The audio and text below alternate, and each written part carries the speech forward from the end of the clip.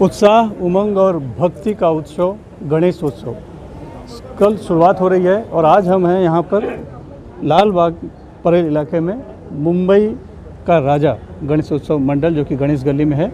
और इस मंडल की खासियत है कि 94 साल हो चुका है और इनकी सबसे विशाल मूर्ति हुआ करती थी, लेकिन इस बार कोरोना का जो प्रतिबंध लगा है उसकी वजह से जो उत्सव मूर्ति थी यानी जो बड़ी मूर्ति हुआ करती थी वो नहीं है। पूजा की जो मूर्ति है गणेश मूर्ति, वही गणेश मूर्ति वहाँ पर 4 फुट की वहाँ पर स्थापित की गई है, क्योंकि प्रतिबंध है कि 4 सार्वजनिक मंडलों में भी 4 फुट की गणेश उत्सव मूर्ति ही लगाई जा सकती है। हमारे साथ हैं मंडल के स्वप्निल परब जी। सर ये बताइए कि इस बार कोरोना का जो इस तरह का संकट है, एक तो विशाल मूर्ति जो एक महाआकर्षण हुआ करती थी वो एक प्रतिबंध लग गया है, दूसरे जो नया जो बात आ गई है वो ये कि अचानक से कि जो लोग आकर प्रत्यक्ष तौर पर दर्शन नहीं कर सकते हैं, ये कितनी बड़ी बाधा है? हाँ देखिए, गवर्नमेंट ने जो एसओपी दी हुई है वो हिसाब से ही मंडल की तरफ से सभी दर्शन की व्यवस्था की जा चुकी थी, लेकिन अचानक से कल जो एसओपी आई है, आप डायरेक्टली किसी भक्त को यहाँ पेंडॉल में अलाउड नहीं कर सकते, अलाउड ही नहीं है। तो वो हिसाब से ऑनलाइन दर्शन की जो व्यवस्था है मंडल की, तो वो उसकी शुरुआत मंडल ने की हुई है कल से ही, और आप ऑनलाइन ही दर्शन ले सकते हैं। हालांकि बहुत ही दिक्कत है, क्योंकि भाविकों में मुंबई का राजा का प्रत्यक्ष आके यहाँ दर्शन लेने की जो उत्साह होता है वो कुछ पैमाने पे कम हुआ है, ऐसा माना जा चुका है। 4 फुट की मूर्ति होनी चाहिए, वो तो बहुत पहले ही फैसला हो चुका था, लिहाजा उसमें तो कहीं कोई अभी दिक्कत नहीं है। ये जरूर है कि आकर्षण जो है खास तौर पे वो लोगों को कम हुआ है, जो कि लोगों के उत्साह में असर पड़ेगा। लेकिन इस तरह से अचानक एक दिन पहले प्रतिबंध लगाना कि कोई आकर दर्शन नहीं कर सकता है मंडल में, ऑनलाइन ही करे, ये भी फैसला पहले लिया जा सकता था तो शायद इतनी दिक्कत नहीं आती। बिल्कुल, मंडल का तो यही आह्वान था महाराष्ट्र शासन को कि जो भी आपको गणेशोत्सव में एसओपी डिक्लेयर करना है वो आप पहले कीजिए। हालांकि मंडल को उस तरह से तैयारी करने का मौका मिलता है, लेकिन अभी दर्शन के फिजिकल दर्शन के लिए पहले अलाउड किया हुआ था, स्थानिक लोगों को अलाउड किया हुआ था, अचानक से कल एसओपी आई, किसी को ही अलाउड नहीं है। तो थोड़ा दिक्कत तो मंडलों में भी है, स्थानिकों को बताना पड़ता है, स्थानिकों को समझाना पड़ता है, और काफ़ी बहुत ही बड़े पैमाने पे ये सब जो माहौल है वो बिगड़ जाता है।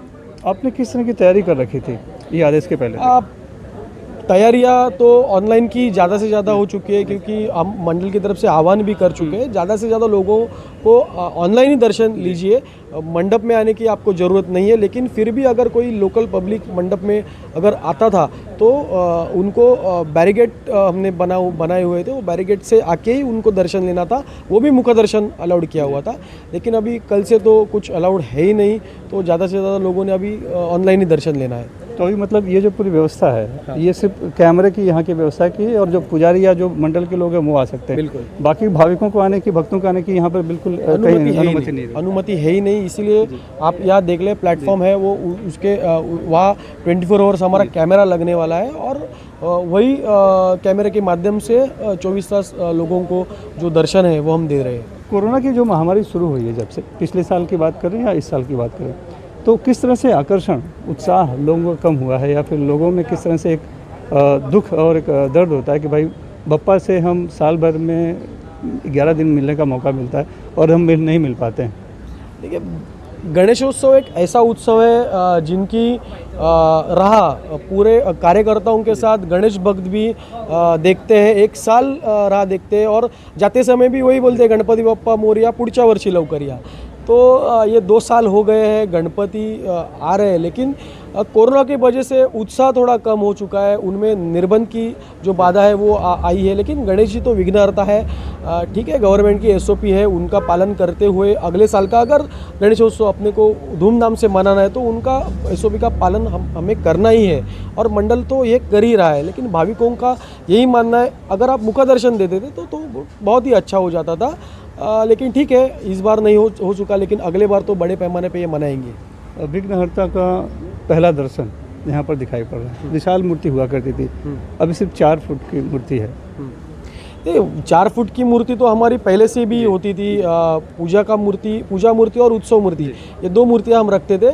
इस बार खाली उत्सव मूर्ति हमने नहीं रखी है, जो 22 फीट की होती है, पूजा मूर्ति जो है 4 फीट की वो तो है ही वही है। आकर्षण हुआ करती थी, लोग बड़े बिल्कुल। दूर दूर से देखने आया करते थे। बिल्कुल आकर्षण तो वही है, लेकिन भाविकों का भगवान के प्रति जो भाव है वो एक ही रहता है।